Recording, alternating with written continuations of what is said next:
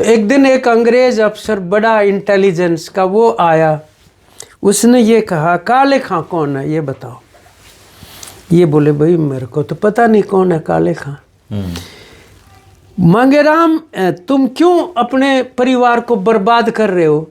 तुम्हारे फादर को, तुम्हारी मदर को, भाई को दिखता तक नहीं है, और तुम इतना भर उनकी सेवा करने का मौका मिलता, अगर तुम इतनी बात बता दो तो भी हम तुम्हें माफ कर देंगे।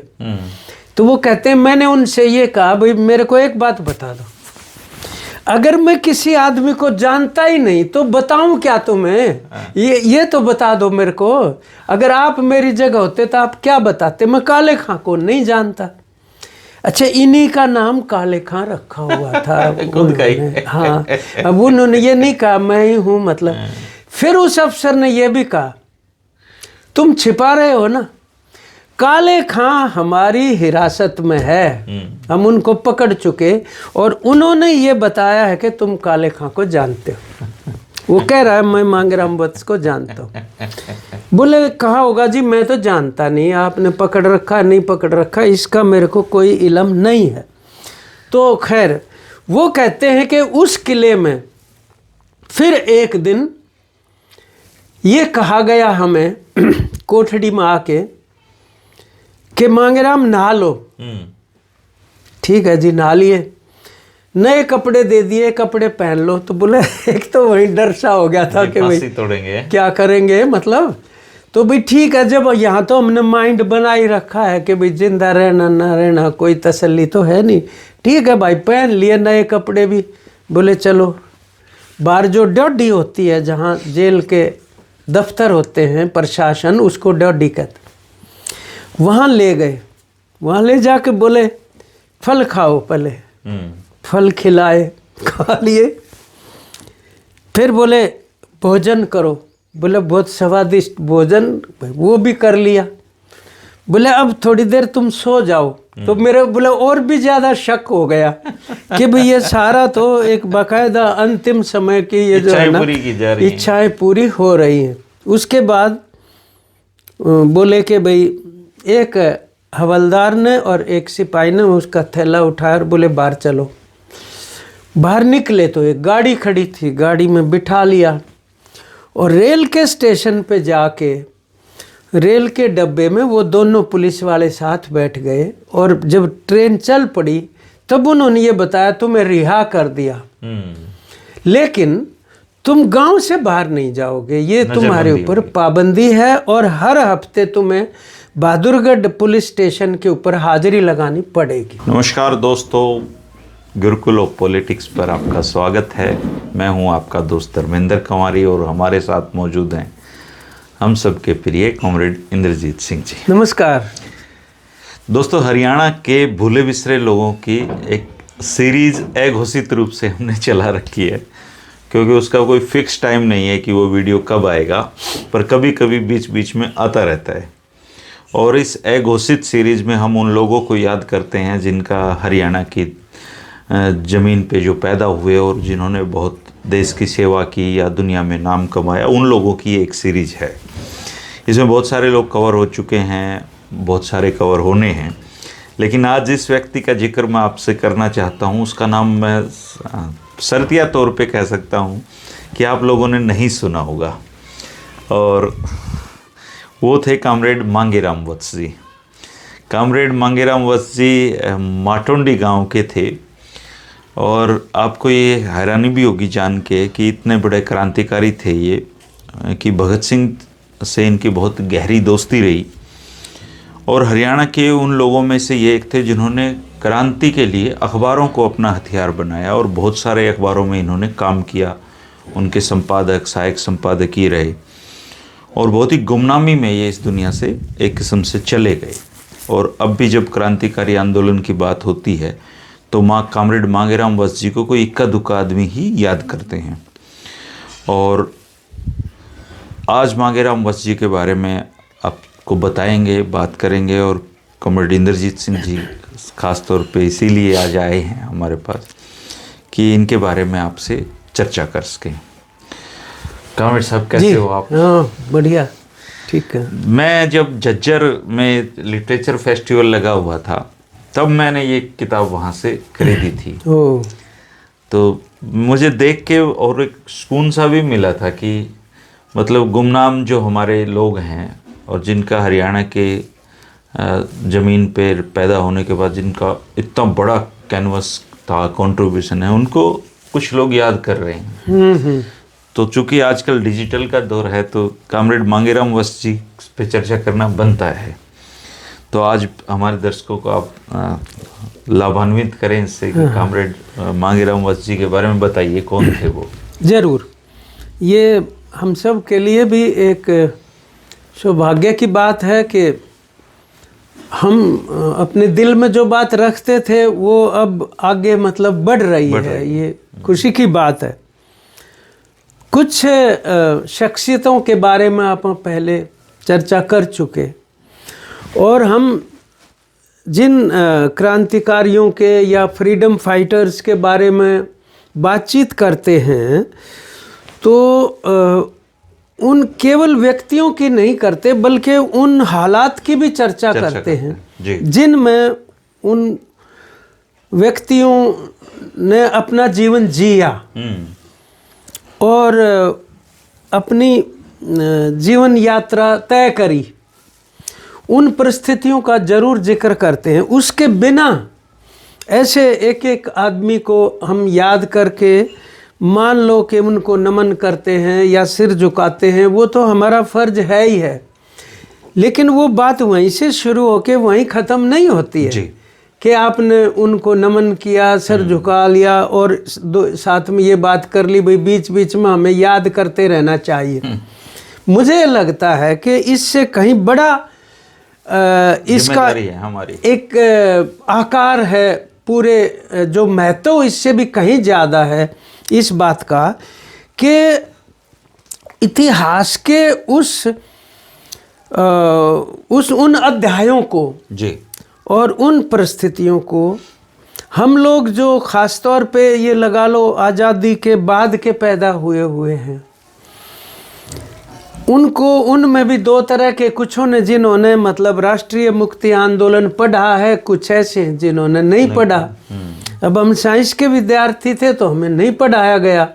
जो प्रारंभिक था बिल्कुल ही वो जो है ऐसे योग आंदोलन, भारत छोड़ो आंदोलन वगैरह वगैरह, विदेशी का बहिष्कार, ये कुछ चीज़ें मतलब लगा लो भाई 8वीं 10वीं तक जो आली सो आली। एक इनका कोट है कामरेड मांगेराम वत्स जी का, हाँ, बदनामी से मृत्यु बेहतर और गुमनामी से नरक, गुमनामी से नरक बेहतर है। थोड़ा दर्शकों को बता दें हम कामरेड मांगेराम वत्स जी के बारे में कि कामरेड मांगेराम वत्स जी जाने माने समाजवादी विचारों के स्वतंत्रता सेनानी थे। उनका जन्म 1902 में एक साधारण ब्राह्मण परिवार में रोहतक जिले के माठोटी गांव में, मांडोटी गांव है ना ये? हाँ जी, ये अब तो झज्जर में आ गया हमारे डिस्ट्रिक्ट में, उसमें हुआ था। स्कूल छोड़ने के उपरांत ही वत्स जी स्वतंत्रता आंदोलन से जुड़ गए थे। उन्हें क्रांतिकारी धारा ज़्यादा अच्छी लगती थी। स्वतंत्रता के लिए वो लगभग 6 साल और 9 महीने तो जेल में रहे और 3 साल नज़रबंद रहे। 1985 में उनका 83 वर्ष की आयु में देहांत हुआ था। और कामरेड साहब, उनकी जो वसीयत है वो बहुत ही गजब की थी। उन्होंने अपने बेटे के नाम पे अपनी वसीयत लिखी थी कि मैंने ज़िंदगी भर खद्दर पहना है, इसलिए मेरा कफन खद्दर का ही बनवाना। मेरी अर्थी पर तिरंगा और लाल दोनों झंडे डाले जाएं। लाल झंडा छाती पर और मुंह की तरफ हो। जलाने से पहले झंडों को उतार लिया जाए। बेटा, न तुमने मुझे कभी इम्तिहान में डाला और न मैंने तुम्हें। न तुमने जब जिंदगी भर तुमने मेरा सिर ऊंचा रखा है तो मरने के बाद भी मेरे सिर में बांस मत मारना। और वो जो आप फोड़ते हैं ना, बांस मारते हैं ना कपाल के ऊपर, बाबू आ गाली। हाँ है? तो इसका मतलब वो अंधविश्वास के खिलाफ भी मतलब वैचारिक तौर पर कितने मजबूत थे कि अपने मरने के बाद भी उसको वसीयत के रूप में उल्लेख करना जरूरी समझते हैं। मेरी अस्थियां कहीं जाएं या ना जाएं, लेकिन मेरे गांव के 5 पवित्र जोड़ों में 13वीं के दिन मेरी भस्मी की एक एक चुटकियां डाल देना भस्म जोड़ों जिसमें के। नहा नहा कर मैंने अपना बचपन गुजारा है। अगर आत्मा नाम की कोई चीज है तो मरने के बाद भी मैं गांव वालों की खिदमत करूंगा। और उनकी इच्छा का एहतराम करते हुए 13वीं के दिन उनकी भस्म उनके पुत्र जो थे महावीर प्रसाद जी वत्स जी, उन्होंने गांव के जोड़ों में डाली थी। अब मैंने पता किया हाँ। इनके बारे में, तो नाम तो सुना हुआ कई लोगों का जो पुराने लोग हैं, लेकिन अब परिवार गांव में नहीं रहता। हाँ। और कहीं रहता तो हमारे से जरूर संपर्क करना, हम भी मिलना चाहेंगे नहीं उनके मिलना, अभी भी हम जाएंगे वहाँ। हाँ। क्योंकि हमारे किसान आंदोलन के साथी उस गांव के हैं। एक भीम सिंह मांडोठी होते थे, वो भी लेखक थे जाने माने, उनको तो हमने देखा और सुना भी। लेकिन वो जो हमारा साथी कह रहा था, हम बच्चे थे तब इन दोनों के पास हम बैठते थे। और ये कामरेड मांगेराम जी पढ़े लिखे आदमी थे। नहीं, निश्चित रूप से पढ़े लिखे थे। वो शेर है ना कि जब तोप मुकाबिला हो और सरकार से लड़ना हो तो अखबार निकालें। अकबर इलाहाबादी का शेर है। बिल्कुल बिल्कुल। तो हरियाणा के जो लोग ये समझते हैं कि हरियाणवी लोग जो अखबारों के माध्यम से जो क्रांति करे, उनमें मांगेराम जी ने हरियाणा तिलक में ये सहायक संपादक रहे जून 1928 से अगस्त 1928 तक। दिल्ली से एक अखबार निकलता था ब्राह्मण कुमार, उसमें ये संस्थापक संपादक रहे। और कीर्ति अखबार भी, कीर्ति की गूंज हाँ, दिल्ली हाँ। से निकलता था, उसमें ये प्रकाशक रहे उसके। शिवाजी अखबार हिसार से निकलता था, उसके संपादक रहे ये। एक अखबार निकलता था जी लाहौर से, लाल ढिंढोरा, हाँ। उसके ये प्रकाशक वितरक रहे। कीर्ति एक उर्दू में भी अखबार निकलता था, उसके ये प्रकाशक वितरक रहे। और एक नाम है बोल्शेविक, नूना माजरा से निकलता था, इसके ये प्रकाशक और वितरक है। और ये सारे अखबार उस समय की सरकारों की आंखों की किरकिरी थे। इनको पढ़ना रखना कानूनी जुर्म था, ये सारे प्रतिबंधित थे। अखबार बैंड थे, प्रतिबंधित थे। और अखबार निकालना वो इतना जरूरी समझते थे, इसके बावजूद भी ये एक जोखिम था अखबार निकालना, और इस जोखिम को उठाते थे। अब वाला छापा खाना नहीं था, ये ऑफसेट प्रेस या इस तरीके का मुंह से बोल दिया और पटते से नहीं। वो तो साइक्लो स्टाइल वाला भी दौर था, और हाथ से लिख के भी मतलब कापियां कर करके वो लेके जाते थे। तो मैं ये कह रहा हूँ कि इनको अगर हम ये देखने लगे कि भाई इनके ऊपर कौन सा कब का असर पड़ा होगा। ये जलियांवाला बाग 1919 का है। हाँ। 13 अप्रैल 19 से ये प्रेरित हुए। ये वो दौर है जिस टाइम पर ये यहाँ स्कूल में थे। 17 साल के थे उस समय, रोहतक के स्कूल में। पहले जाट स्कूल रोहतक में थे, उसके बाद ये गॉड स्कूल में थे। और उस समय पर ये गॉड स्कूल में थे, और उसकी जो मतलब प्रतिरोध बड़ा जबरदस्त था देश भर में 1919 जलियांवाला बाग का। तो उस टाइम के ऊपर इन्होंने ये तय किया कि जो भी लीडर वगैरह, जैसे यहाँ पे एक लाल मस्जिद है, उसके अंदर आंगन में महात्मा गांधी आने थे। तो हॉस्टल में इनके जो टीचर थे, उन्होंने रूम में जा के ये कह दिया कोई भी नहीं जाएगा वहाँ, और जो जाएगा उसके ऊपर जुर्माना भी लगेगा और स्कूल से निकाल देंगे हम। और ये कह रहे हैं कि मेरे कमरे में खास तौर पर वो सुनाना मुझे चाहते थे, लेकिन सुना रहे थे सबको। उनको ये लगता था मांगेराम जाएगा। तो बोला सुन लिया कि हाँ जी सुन लिया। कह रहा है कि वो निकल के और दूसरी दिशा में गए, और हम 2 विद्यार्थी दूसरी दिशा से निकल के और महात्मा गांधी के जलसे में चले गए और सुनने के लिए वहाँ बैठ गए। ये कह रहे हैं हमारे दोनों टीचर जो रोकने के लिए आए थे वो हमारे आगे बैठे थे। और बोले हमें बड़ा एकदम से यूं हुआ कि भाई ये तो मुश्किल होगी, इसलिए बोलना नहीं है, नहीं तो पता चल जाएगा। उससे पहले कि वो टीचर जो हॉस्टल में आते, ये कह रहे हैं कि हम अपने कमरे में पहुंच गए, और वो आके कहने लगे कोई गया तो नहीं था। बोले नहीं जी हम तो यहीं है, कहीं नहीं गए। तो ये नहीं हो सकता कि मांगेराम ना जाए। तो बोला मेरे से ये कहा नहीं गया कि मैं नहीं गया। बोले हाँ जी मैं तो गया था। तो उन्होंने फिर उसकी उपेक्षा कर दी। और दूसरा एक घटना कह रहे हैं कि झज्जर रोड रोहतक के अंदर अंग्रेजों की फौज का वहाँ से परेड होनी थी, उसका स्वागत करना था। दोनों तरफ स्कूल के बच्चों को लेके गए थे। तो बोले मैंने बकायदा सूचित करके टीचर्स को कहा मैं स्वागत करने के लिए नहीं जाऊंगा वहाँ पर। ये प्रभाव उस टाइम के ऊपर पड़ रहा था। और उसके बाद ये निश्चित बात है कि दूसरी जो उससे पहले की घटना है वो है 1917 की, आपने जो बोल्शेविक अखबार का नाम लिया, बोल्शेविक। ये बोल्शेविक अखबार निकालने की चर्चा बहुत सारे क्रांतिकारियों के संस्मरणों में लिखी हुई है। वो निकालते थे। बोल्शेविक एक 1917 की क्रांति के बाद एक शब्द प्रचलित हुआ, दो शब्द थे, बोल्शेविक और मेंशेविक। ये रूस की कम्युनिस्ट पार्टी में जो विभाजन हुआ तो मेंशेविक थे जो अल्पसंख्यक थे, बोल्शेविक जो थे वो बहुसंख्यक थे। तो मेंशेविक रह गए, बहुसंख्यक का ने क्रांति सफल करी। अच्छा। तो उसका नाम तो अखबारों के अंदर बोल्शेविक नाम। और इस किताब में एक और भी चर्चा है, एक मोलड़ सिंह नाम, मोलड़ सिंह हरियाणा के पहले कम्युनिस्ट थे। मोलड़ सिंह ये लिख रखा है कि वो हरियाणा के पहले कम्युनिस्ट थे। ये बापा पहले और दूसरे को खैर उस रूप में नहीं देखते हैं, परंतु ये बड़ा रोचक प्रसंग इसके अंदर है। जी मोलड़ सिंह वो फौज में थे, मांडोठी गांव के, मांडोठी के ही थे। और फौज उस टाइम पर 1917 की क्रांति हो चुकी थी तो उसका प्रभाव उनके ऊपर पड़ा। अच्छा। और वो बोल्शेविक लिटरेचर पढ़ने लग गए, मोलड़ सिंह जी। मोलड़ सिंह फौज में ही, और वो पकड़े गए वहाँ लिटरेचर और उनको फौज से निकाल दिया। तो ये कह रहे हैं कि हमारे गांव में वापस आने के बाद वो ये प्रचार करते थे, एक नारा था, बोल्शेविक आएंगे सबको एक बनाएंगे, मतलब बराबरी लेके आएंगे।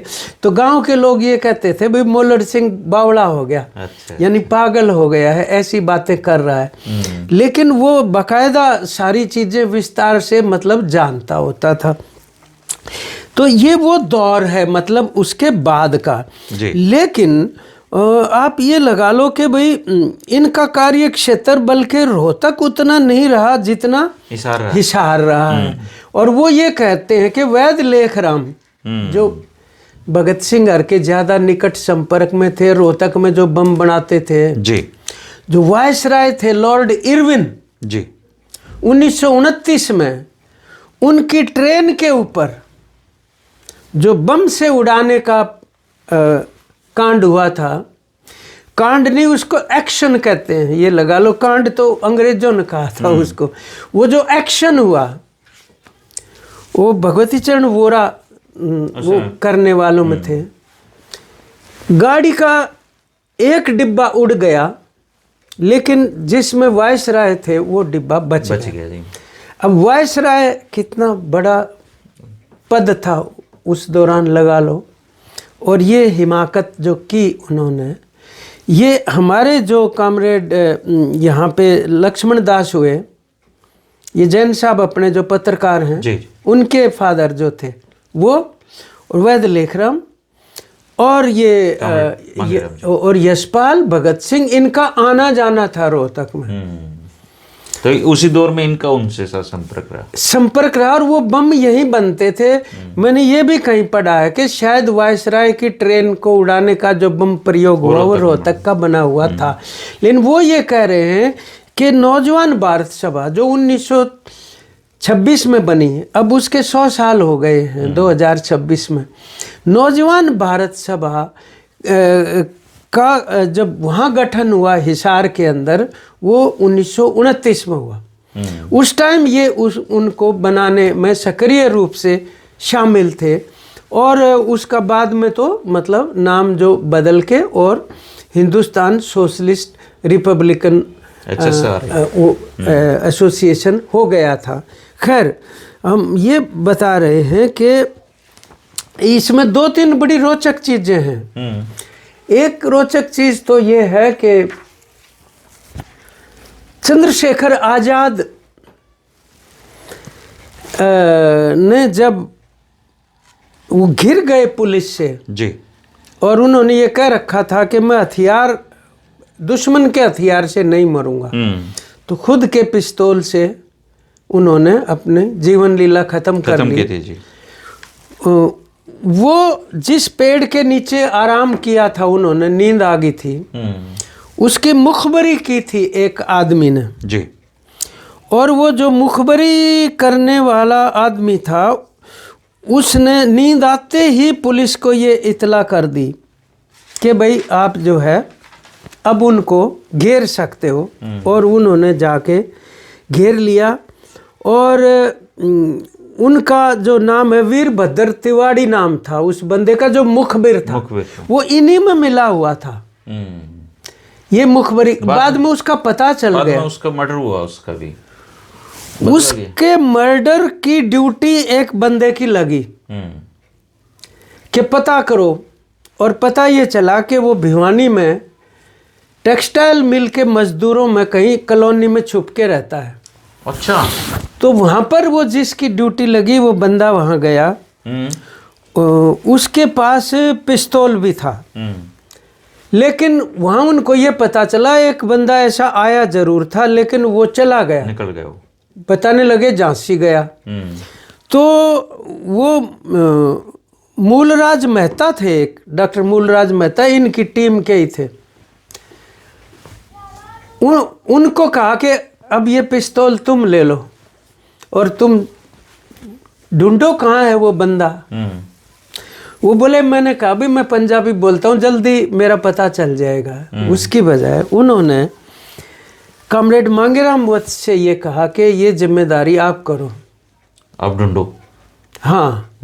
और वो जो वेपन था पिस्तौल वो भी दिल्ली की किसी जगह रखा हुआ था। बोला पहले तुम्हें जाके पहले वो लेना है।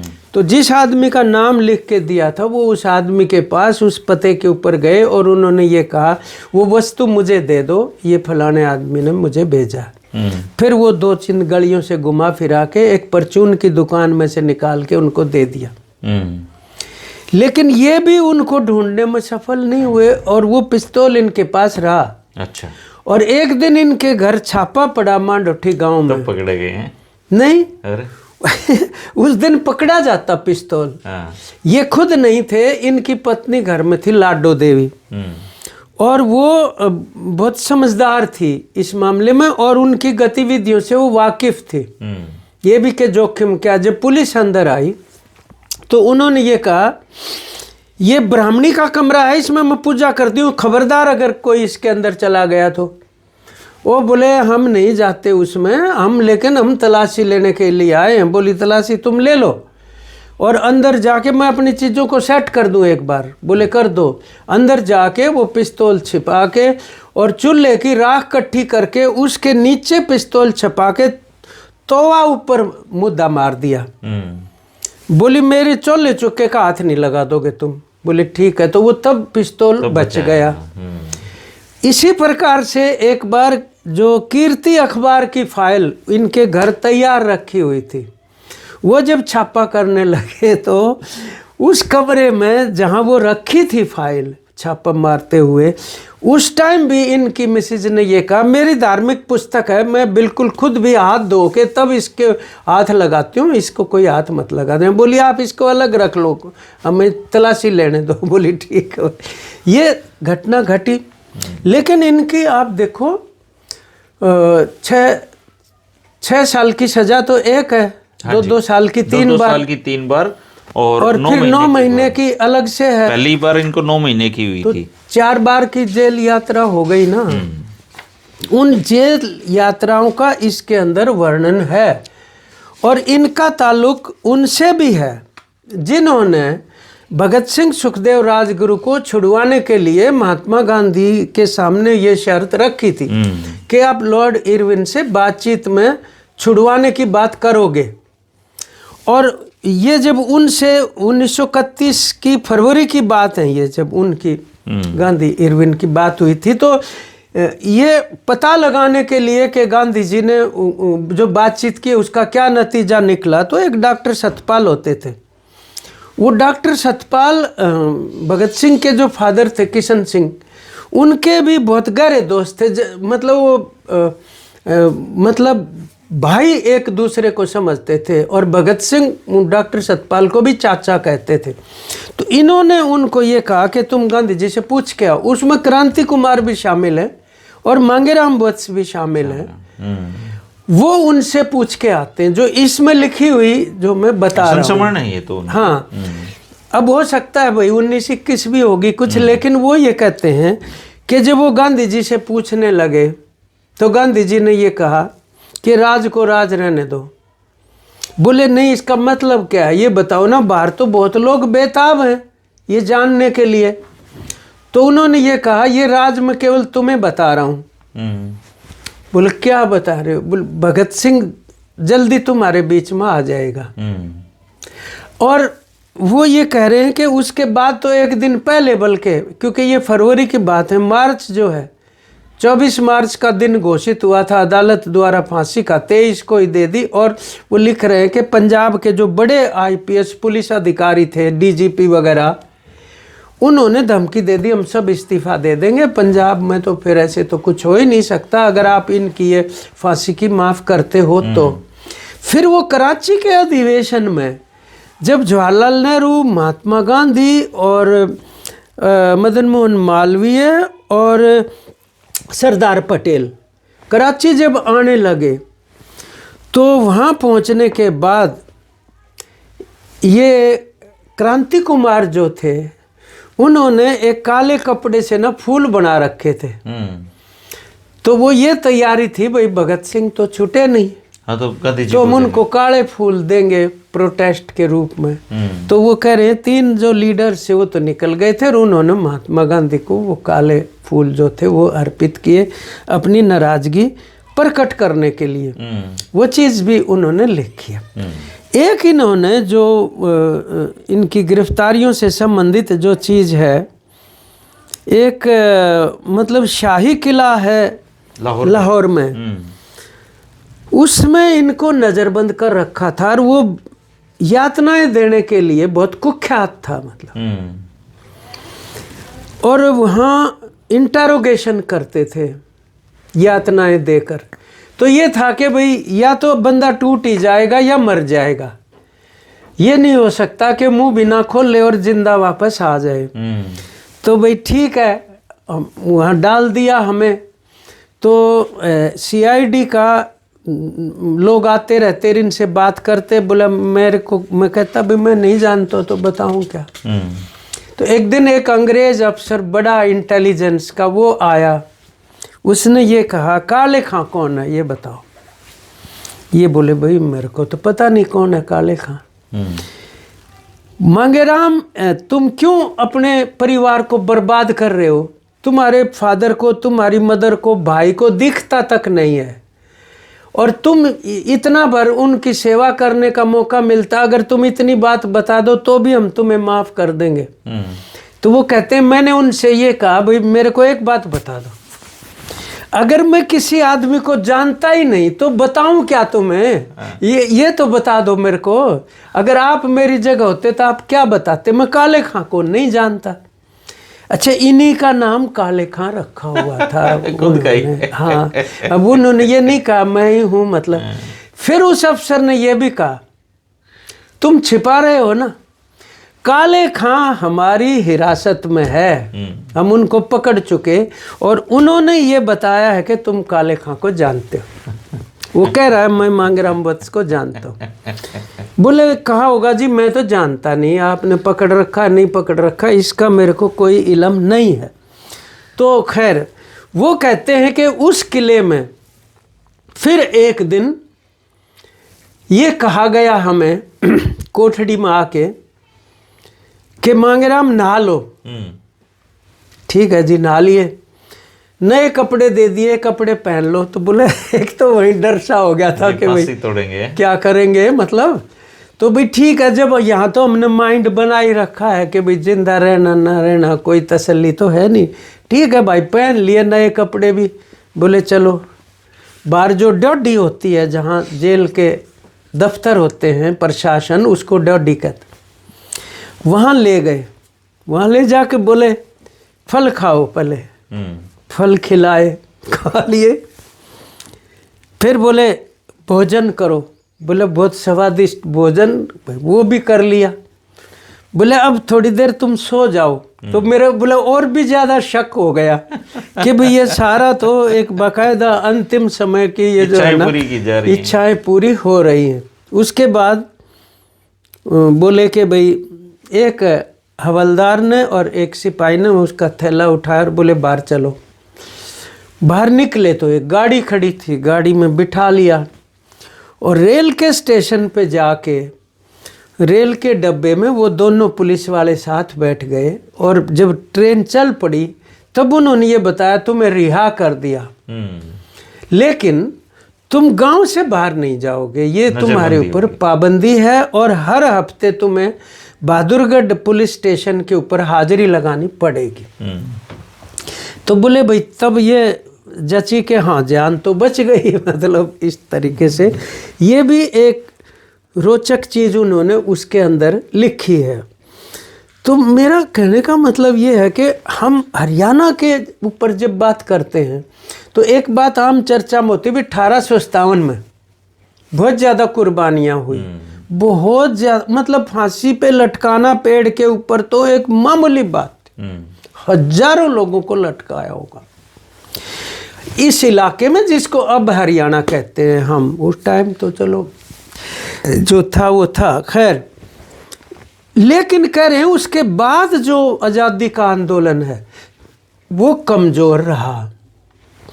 तो मैं पहले भी एक दिन आपको कह रहा था उतना कमज़ोर नहीं रहा जितना लग रहा है। अब ये मतलब जो चौधरी मातूराम थे, चौधरी रणबीर सिंह के फादर और चौधरी भूपेंद्र हुड्डा के दादाजी, मतलब उनके साथ भी इनका ताल्लुक था। और ये जो कम्युनिस्ट लोग थे या कॉमरेड थे, इनके ऊपर क्योंकि पार्टी पे तो पाबंदी रहती थी ज़्यादातर समय, या तो वो कांग्रेस में रह के काम करते थे या कांग्रेस सोशलिस्ट पार्टी नाम से कांग्रेस के भीतर ही बना रखी थी, वहाँ पे वो काफ़ी सारे काम करते थे। तो उनका इन लोगों से ताल्लुक रहा है। और इस पुस्तक के अंदर 2-3 ऐसे भी नाम हैं जो काफ़ी महत्वपूर्ण है उस तरीके से, जिनमें एक तो कॉमरेड उनका है रिचपाल का, कॉमरेड रिचपाल सिंह थे उनके जो वो उनके साथ तो मैंने भी काम किया, मेरे से तो बड़े थे कॉमरेड रिचपाल जी के। हाँ, हिसार में वो ट्रेड यूनियन आंदोलन में काम करते थे। कहाँ के थे वो लायलपुर के थे। अच्छा। फिर फिर यहाँ आ गए थे बंटवारे के बाद, तो कॉमरेड रिचपाल सिंह लायलपुर लिखा हुआ है। तो वो बाद में यहाँ हिसार आ गए तो हमने भी टेक्सटाइल आंदोलन में उनके साथ काम करने का मौका मिला।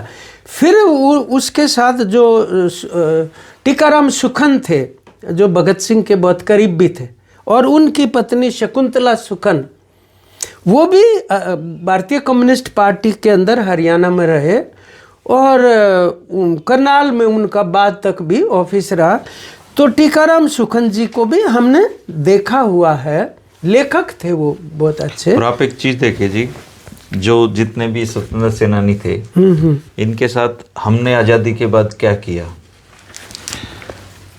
एक बात इससे पहले मैं ये कहना चाह रहा हूँ कि भाई सूत्र अगर जोड़े आपा जी, जोड़े बगैर पूरी कहानी विकसित नहीं होके सामने आती ना, निर्मित होके जी। अब ये सूरजमल सांगवान जी हैं, ये कोई इतिहासकार थोड़ी थे, नहीं ये किसान थे, पर इन्होंने लड़ा था। वैसे देखो एक बाकायदा इतिहास की पुस्तक लिखे, किसान संघर्ष तथा विद्रोह भारतीय इतिहास में, सन 1858 से 1990 तक की 3 किताबें हैं एक्चुअली। ये 3 हैं और ये मतलब ये भाग 2 है और ये भाग 1 जो है कितना बड़ा, आपने ही तो ये हमारे लिए भी उपलब्ध करवाई।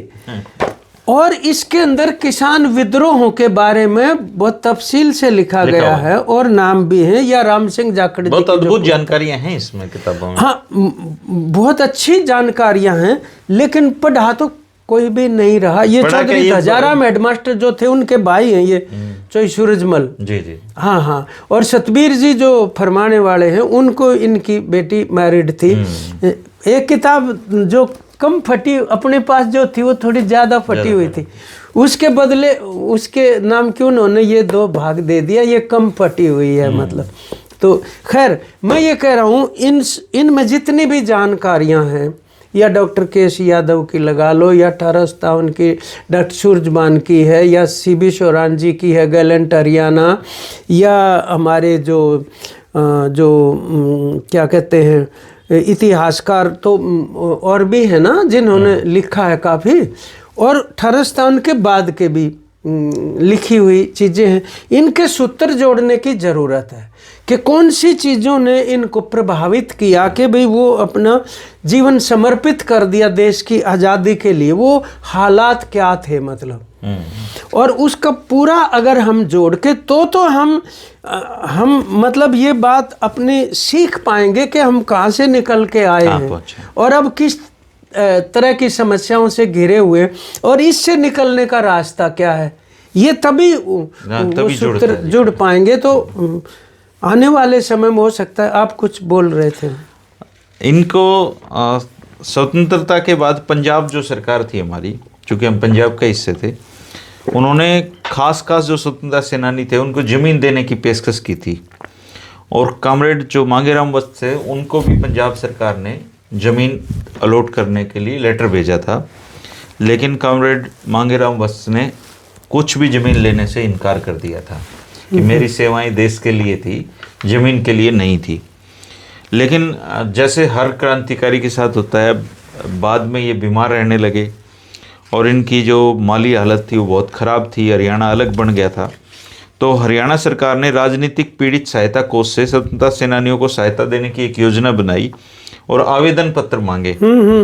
आवेदन पत्र के साथ कमिश्नर से तस्दीक करा के यह शपथ पत्र लगाना जरूरी था कि मैंने फार्म में कुछ भी गलत बयानी नहीं की है। कॉमरेड मांगेराम वस्त जी ने आवेदन पत्र भेजा, लेकिन वो वहाँ पहुँचा ही नहीं। दूसरा फिर उन्होंने फिर भेजा, लेकिन जो भेजा और उसमें जो लिखा वो पढ़ने लायक है। उन्होंने लिखा, सेवा में मुख्य सचिव हरियाणा सरकार चंडीगढ़, विषय राजनीतिक पीड़ित सहायता। श्रीमान जी, मैंने आपका भेजा फार्म 24/6/69 को एक सप्ताह के पश्चात ही भेज दिया था। मैं फिर दोबारा यह फार्म भरकर भेज रहा हूँ। जहाँ तक गलत बयानी करने का संबंध है, यदि मेरी आर्थिक सहायता हालत ठीक होती तो मैं ये सहायता कबूल ही नहीं करता। मुझे पहले ज़मीन दी जा रही थी, लेकिन उस समय मैंने लेने से इनकार कर दिया था। स्वतंत्रता संग्राम के सेनानियों की जीवनियाँ प्रकाशित करने वाली कमेटी ने मेरी जीवनी के कुछ अंश भी मंगवाए थे। यह इसलिए लिखना पड़ा कि कागज़ के चंद टुकड़ों के लिए मैं अपनी की हुई कुर्बानियों को बढ़ा चढ़ाकर बयान करने से महत्व नहीं देता। और 50 पैसे के नोटरी पब्लिक के कागज के ऊपर उनको तस्दीक करवानी पड़ रही है अपनी खुद की। ये देखो ना कितनी विडंबना है। मैंने अपने देश के लिए क्या कुछ किया है, यह तो मेरे वे साथी जानते हैं जिन्होंने मेरे माता पिता को भूख और बीमारी में दवा न मिलने के कारण मेरी अदम मौजूदगी में मरते हुए देखा है। मेरे बच्चे कोई सहारा न होने के कारण शिक्षा प्राप्त नहीं कर सके। मेरी पत्नी दूसरों का आटा पीस कर गुजारा करती रही। अब मुझे गलत बयानी न करने पर वह लोग निर्देश करते हैं जिनका स्वतंत्रता संग्राम से दूर दूर तक भी वास्ता नहीं है।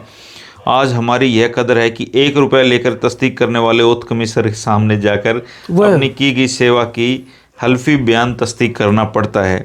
यह देश का दुर्भाग्य है कि अपने स्वतंत्रता संग्राम के सेनानियों को दर दर की ठोकर खाते देखकर हंस रहे हैं। ये जले दिल के फफोले हैं जो रिस पड़े।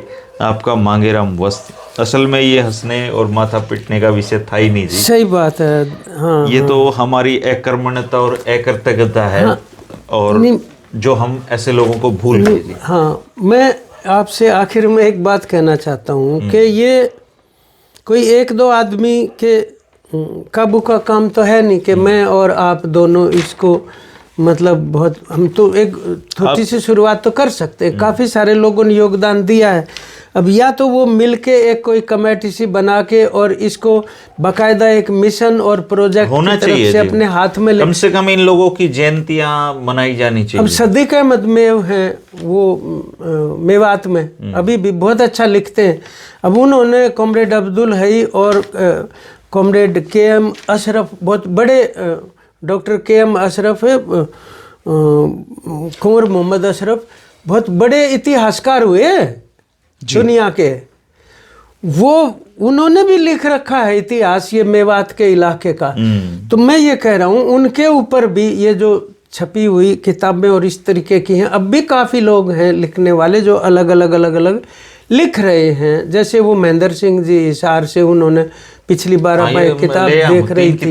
ये देखो पूरी हाँ, तो 1800 हरियाणा में 1857 पूरा इतिहास है, उन्होंने लिखा है। वो उन्होंने लिखा है। फिर ये जो सूरजमल जी का लिखा हुआ है, प्रो सूरजबान का है, सदी के में का है, इस सारे का मतलब संकलन करके अच्छे इतिहासकार हैं हमारे यहाँ, ऐसी बात नहीं है कि नहीं है, लेकिन ये काम अब यूनिवर्सिटीज में नहीं हो रहा है ना। तो ये काम समाज के लिए और हमारे अपने मतलब राज्य के लिए, हमारी अपनी बात को मतलब आगे एक अच्छे देश और अच्छा प्रदेश का निर्माण करने की दिशा में इसकी ज़रूरत है। हमारी अब वाली पीढ़ियाँ बहुत विचलित हैं, बहुत हताश हैं, उनको कोई किसी भी तरह का मतलब रोजगार की कोई वो नहीं है गारंटी किसी तरह की, और दर दर की ठोकरें खा रहे हैं। इस तरह की दिशाहीनता जहाँ चौराहे पे खड़ा हो समाज, वहाँ उसको खुद एक लाइट की रोशनी की ज़रूरत है। वो रोशनी प्रदान करना हमारे जो पढ़े लिखे लोग हैं, जो मतलब एनलाइटेंड सिटीजन्स हैं, रिटायर्ड हैं, मौजूदा भी हैं, वो मिलजुल के इस तरीके का काम अपने हाथ में लें, करना ही चाहिए और फिर उसको वो आगे बढ़ाएं। तभी हम मतलब इस परिस्थिति के अंदर जहाँ ये महसूस हो रहा है कि सामाजिक सांस्कृतिक दृष्टि से हमें अपने लोगों के बीच में जाने की ज़रूरत है, वो तभी संभव हो पाएगा।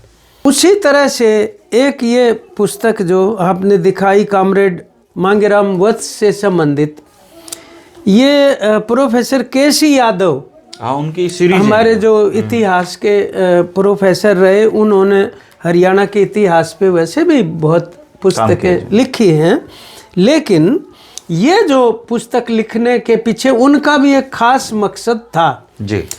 और वो ये कहते हैं कि बहुत कम ऐसे क्रांतिकारी हैं हमारे राष्ट्रीय मुक्ति संग्राम में जिन्होंने अपने जीवन पर खुद कुछ लिखा, और उनमें से मांगेराम वत्स एक हैं। ठीक बात है, जो लिख के गए। और इनके कोई प्रोफेसर केसी यादव जी ने जो प्रस्तावना शुरू में ये लिखी है इस पुस्तक की, उसके पीछे भी एक बड़ी मतलब दिलचस्प बात है कि उनके एक बहुत परिचित व्यक्ति उनके पास आए और उन्होंने ये कहा कि मेरे पास कुछ चीज़ें हाथ से लिखी हुई हैं और मैं ये चाहता हूँ आप उनको तरतीब वाइज एक बार कर दें तो छपने लायक हो जाएगी। तो वो जो उनको देने के लिए आए थे, उन्होंने ये भी कहा जाते हुए कि आप इस काम को गंभीरता से लेना और ये जल्दी से करने का है ये काम। तो वो बोले, जब मैंने उसको पढ़ा तब मुझे लगा हाँ वास्तव में जल्दी में करने का है। मैंने जल्दी में किया और वो करते हुए कुछ कमी रह गई होंगी जरूर, लेकिन ये बात जरूर है कि उसकी वजह से जो लिख के गए कॉमरेड मांगेराम वत्स अपने जीवन के बारे में, जो खुद ही गए उनके पास देने के लिए, खुद नहीं थे, उनके परिचित थे जिनके पास ये पांडुलिपि थी। तो वो जो है वो उन्होंने इस तरतीबवाई कर दिया तो ये छप पाया। और ये हरियाणा साहित्य अकादमी जो इतिहास और संस्कृति के ऊपर बनी हुई थी अपनी, ये उसकी तरफ से फिर छपी जी। अब मैं ये इसीलिए कह रहा था कि एक तो भाई छपी हुई चीज़ है, अब इसमें वो भी चर्चाएं हैं जिनके ऊपर हम पहले चर्चा कर चुके। हाँ जी। जैसे मान लो क्रांति कुमार जो पानीपत से, हम उनकी बेटी से भी मिलके आए थे जी। उनके ऊपर हमने एक एपिसोड किया था। उनकी बड़ी दर्दनाक हत्या ही कहेंगे 1966 में, आज़ादी लाने वाले और भगत सिंह के इतने करीबी साथी थे, उनकी जिस तरह से अंत हुआ उसका भी इसमें उल्लेख है। और वैद लेखराम जी का भी इसके अंदर उल्लेख है और बहुत सारे उनका। तो उनका अगर हम सूत्र जोड़ें तो हम ये बातचीत इसलिए कर रहे हैं ताकि हम वर्तमान को निर्मित करने में जी जो कुछ पीछे की हमारी विरासत है उसको साथ लेके चल रहे हैं या हमने छोड़ दिया। क्योंकि वो जो विरासत है वो हमारी ऐसी धरोहर है जिसका ताल्लुक हमारे समाज के निर्माण, बेहतर निर्माण की दिशा में वो धरोहर काम आए। ठीक बात। और उस जो वर्तमान का हम जो निर्माण करें अपने अच्छे समाज का, जिसको हम एक इगैलिटेरियन सोसाइटी कहते हैं, समानता पर आधारित एक समाज, आधुनिक समाज, जो जिसमें खुशहाली हो और सबको तरक्की करने के बराबर के अवसर मिलें और जो विकास हुआ है उसमें सबको बराबर की हिस्सेदारी मिले, चाहे वो मान सम्मान है, चाहे वो आर्थिक प्रयोग में आने वाले संसाधनों का ताल्लुक है। जब हम अतीत की झलक इसके साथ जोड़ने की कोशिश करते हैं वर्तमान के साथ, तो ये हम इसलिए करते हैं क्योंकि इसी के ऊपर हमारा जो भविष्य का नक्शा है वो टिका हुआ है, निर्मित होना है और टिका हुआ है। तो वो अपने आप नहीं टिकेगा, हमें कोई तो ऊर्जा और कोई तो प्रेरणा, कोई ऐसी रोशनी चाहिए ना कि हम उसको प्रयोग करते हुए कम से कम एक भविष्य की परिकल्पना तो कर सकें। जी जी जी। वो हमारा उद्देश्य है बातचीत करने का। एक हांसी में ना कॉमरेड चतर सिंह होते थे, फ्रीडम फाइटर, पता नहीं आपने कभी देखा कि नहीं, सफ़ेद कुर्ता पजामा और सफ़ेद पगड़ी बांध के, वो 4-5 फ्रीडम फाइटर थे जिनके साथ हमारा बड़ा नज़दीकी का ताल्लुक था। वो उन्होंने एक दिन मेरे को 2 लाइनें सुनाई। अब ये नहीं पता वो किस शायर की थी, लेकिन हांसी में एक सूफी शायर होते थे, उनका नाम, वास्तविक नाम कुछ और था, लेकिन उनको सूफी शायर कहते थे। तो कॉमरेड चतर सिंह ये कह रहे थे कि उनकी लाइनें हो सकता है वो उनको पढ़ते होंगे शायद, सूफी शायर। वो लाइनें इस प्रकार थी कि नई दुनिया बनाने को नए अंसर नहीं आते। अंसर होते हैं कारक या फैक्टर। वो नई दुनिया बनाने को नए अंसर नहीं आते, यही जर्रे उभरते हैं, यही धरती संवरती है। जर्रे हम कहते हैं एटम को, बिल्कुल जो छोटे से छोटा कण है वो जर्रा उभरता है, उस परिवर्तन उसी से होता है। अगर वो हमारी भौतिक अवस्था के अंदर जो जर्रे उभरने लगते हैं, जिसको हम प्रकृति भी कह सकते हैं, तो वही हमारा सामाजिक परिवर्तन भी उसी के अनुरूप होता है और उन्हीं परिवर्तन के सिद्धांतों के आधार पे होता है। तो नई मतलब यही धरती संवरती है और कहीं से नहीं कुछ आना है। अब कई हमारे साथी भगत सिंह के शहीदी दिवस पे या जन्मदिन पे भाषण देते हुए या रागनी या गीत कह देते हैं, भाई भगत सिंह तू फिर से आ जा। अब वो भगत सिंह उस टाइम पे जो जर्रे थे धरती के अंदर, जो भी कुछ संदेश उभरने वाले थे ब्रिटिश काल में, उन्हीं से तो भगत सिंह पैदा हुए थे। ठीक बात। अगर वो साम्राज्यवाद के खिलाफ उस टाइम पर इतनी बड़ी कुर्बानियां दे गए और इतनी लड़ाइयां उन्होंने लड़ी, तो ब्रिटिश साम्राज्यवाद की ताकत हम कम करके नहीं आंक सकते ना। ठीक बात है। और उससे निहत्था होके लड़ने के लिए किसी ने अगर योजना बनाई होगी तो आप उसके विचार की ताकत कितनी रही होगी, ये सोच के देखो। ठीक बात। तो हमारे जो क्रांतिकारी हुए, फ्रीडम फाइटर हुए, शहीद हुए, उन्होंने उस इतनी बड़ी शक्तिशाली साम्राज्य को उतार के फेंकने की जो मतलब दुस्साहस किया, तो ये निश्चित बात है कि उनको वो परिस्थितियां नजर आ रही थी कि साम्राज्यवाद के दिन लद चुके और अब हम अगर ये जो कुर्बानी देंगे तो ये जो चिंगारी लोगों के अंदर है ये भड़क उठेगी और हम आज़ाद हो जाएंगे। तो अब आज हम देखने लगे तो साम्राज्यवाद तो आज भी छाती पे खड़ा हो गया आके। ये अलग बात है कि तब वो ब्रिटिश साम्राज्यवाद था, अब वो ब्रिटिश भी और फ्रांस भी और जर्मनी भी, सबसे बड़ा अमेरिका।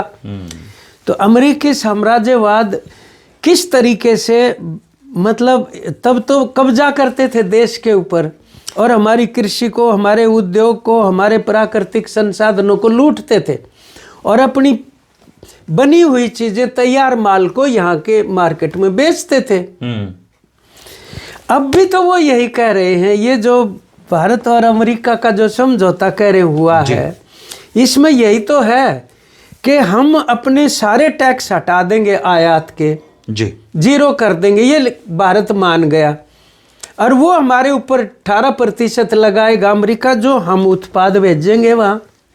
ठीक तो ये निश्चित बात है कि हम तो पकड़े गए उसमें। हमारे प्रदेश का किसान मजदूर जो वो दुर्दशा भुगतेगा उसकी, और कंगाली की तरफ जाएगा। देश की आत्मनिर्भरता और हमारी खाद्य सुरक्षा जो है वो नहीं रहेगी जी। ये वही, तब भी यही था। आपको जो ध्यान होगा कि जो अकाल पड़ा था सेकेंड वर्ल्ड वॉर के बाद बंगाल का, उसमें कहते हैं 42 लाख लोग मरे थे, और उसका मुख्य कारण ये था कि उस टाइम पर अनाज जो है ब्रिटिशर्स ने युद्ध की वजह से बाहर भेज दिया इतना ज़्यादा। तो ये जो आयात निर्यात इस तरह से जब तय होने लग जाए तो उसका खामियाजा देश की जनता भुगतती है। हाँ, तो मांगेराम वत्स जो थे, अब लगा लो ना, यहाँ से कोई मांडोठी दूर थोड़ी है, ये मांडोठी रहा यहाँ पे, और वो स्कूल में पढ़ने आए यहाँ जब वो प्रभावित हुए हैं, और इनमें से कितने ही लोग हैं जो दूसरे स्कूलों में और कॉलेजों में ही तो प्रभावित हुए हैं, और वहाँ उनमें से बहुत सारे फिर मतलब बीच में ही पढ़ाई छोड़ के और वो आज़ादी के आंदोलन में लग गए। और ये तो बाद तक भी इन्होंने मतलब पार्टी में काम किया है देश आज़ाद होने के बाद, मांगेराम वत्स जी ने। फिर वो सामाजिक कार्यों में भी चले गए। मेरे को कोई बता रहा था कि ये सामाजिक बुराइयों के खिलाफ जो पंचायतें वगैरह होती थी, उनके अंदर उन्होंने दिलचस्पी लेनी शुरू कर दी थी। जी जी। तो दोस्तों ये थी कॉमरेड मांगेराम वत्स जी की, इनका फोटो है ये। कहानी और कोशिश है बस ये छोटी सी। गूगल पे तो दूसरा फोटो भी है, वो भगत सिंह के साथ बनाया हुआ फोटो है, बनाया हुआ लगता है, AI से बनाया हुआ। पर ये बनाए ना बनाए, लेकिन सच तो ये है कि कॉमरेड मांगेराम वत्स जी जैसे लोगों का भारत की आज़ादी में बहुत बड़ा योगदान है, और हरियाणा के इन महान सपूतों को हम नमन करते हैं, और इनको इस युवा पीढ़ी या जिनको जानकारी नहीं है उन तक पहुँचाने की एक कोशिश है, और ये कोशिश बड़े पैमाने पे होनी चाहिए, कोई तो करेगा कभी ना कभी। शुक्रिया कॉमरेड साहब। हाँ, नमस्कार सभी साथियों को, आपका भी धन्यवाद।